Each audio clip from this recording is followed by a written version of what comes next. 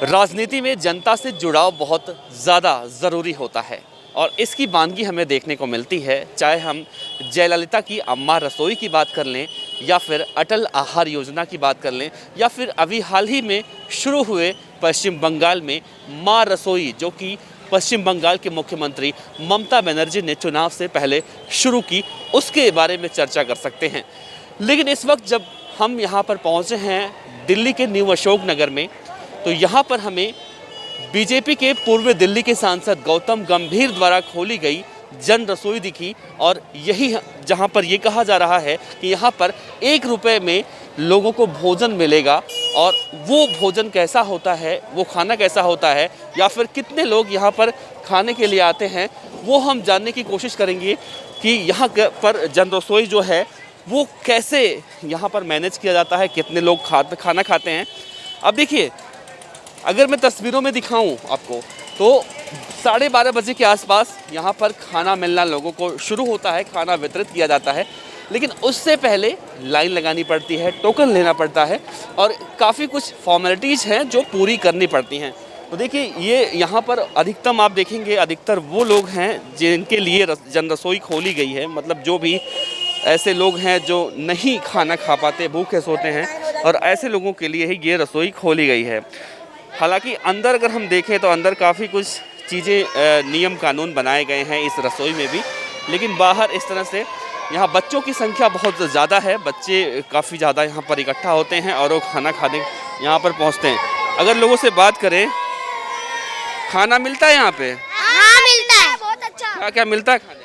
राजमा चावल और संतरा, सलाद, बहुत कुछ मिलता है। कितने रुपए में मिलता है? 1 रुपए थाली। 1 रुपए थाली? हाँ।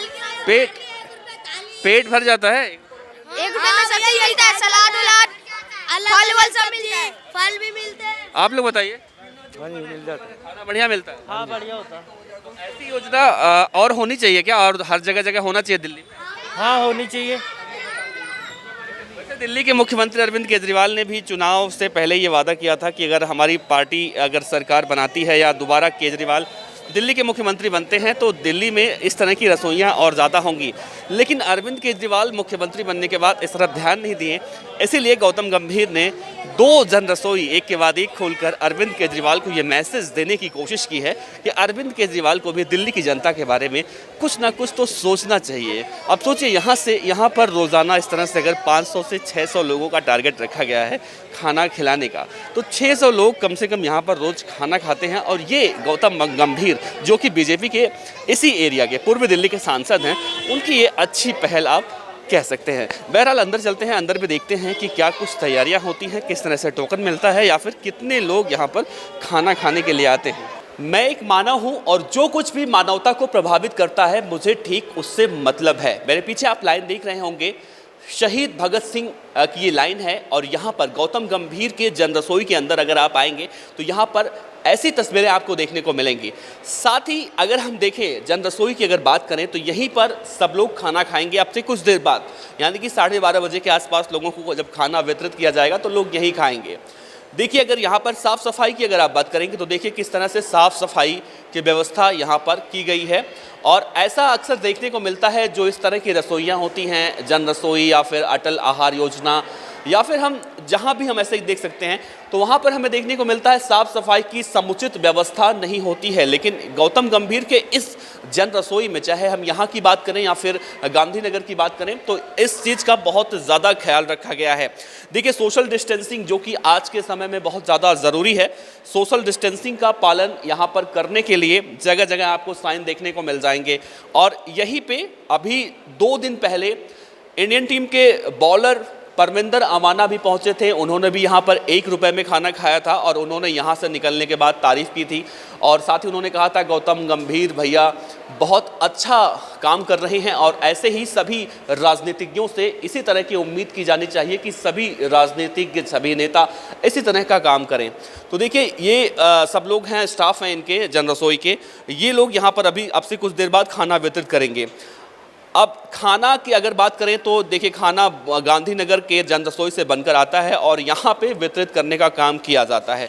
सब कुछ काफ़ी साफ़ सफाई के दायरे में रहकर किया जाता है और ये बहुत ज़्यादा ज़रूरी भी हो जाता है।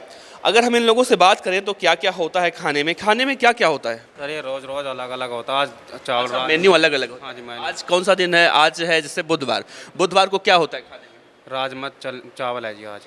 हाँ जी। क्वांटिटी क्या होती है, मतलब खाना कितना दिया जाता है? क्वान्टिटी इतना दिया जाता है कि एक करसी में अपना पेट भर सके 1 रुपये मंद। जैसे बाहर बच्चे ज़्यादा दिख रहे हैं, बड़े भी हैं, तो बच्चों को आप लोग कितना देते हैं, बड़ों को कितना देते हैं? थोड़ा कम देते हैं, जो बचता है जो बच्चों को कम देता है और ऊपर बढ़ा देते हैं थाली, जो दूसरे को भी मिल जाए उनको। मतलब सबका पेट भर जाए ऐसा। अच्छा, कितने लोग खाना खा लेते होंगे आप? हाँ जी, 300 से 500 के आसपास तक खाना खा 300 से 500 लोग डेली खाना खा लेते हैं, गांधीनगर में भी और यहाँ भी। हाँ जी, गांधीनगर खाना वहीं से बनकर आता है? खाना गांधीनगर से ही बन कर आता है जी, गाड़ी के अंदर।